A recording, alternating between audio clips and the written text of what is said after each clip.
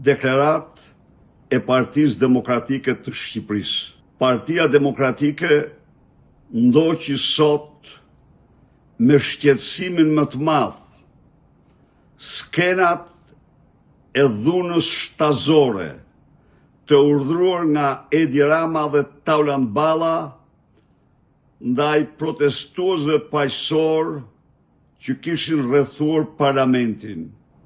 Me urdhër të Edi Ramës, sot narkopolicia përdori lëndë toksike, gaz lotësjelës të skaduar, përdori spraj ariu, lëndë piroteknike, topat e ujtë, zvarritjen, përgjakjen e protestuesve paqësor me një gërsi të papërmbajtur.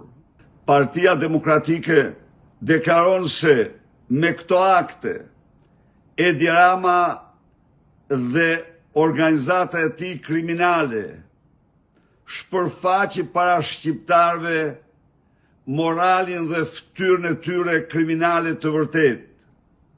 Dëshmuan se janë të aftë dhe të gatshëm të nërmarrin çdo krim dhe çdo akt për të mbrojtur karrikën e tyre. Me dhjetra protestues u morën forcërisht dhe me dhunë për të transferuar në qelit e komisariateve.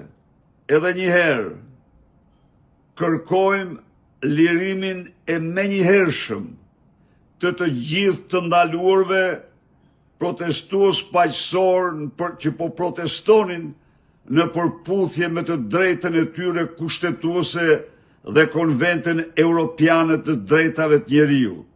Dënoj me forcën më të madhe dhunën e egër të ushtruar ndaj tyre dhe u bëjmë thirrje qytetarëve shqiptar të bashkohen, të solidarizohen, të mbështesin me të gjithë potencialet e tyre suksesin e pandalshëm të lëvizjes rinore qytetare më të fuqishme që ka njohur vendi nga vitet 90.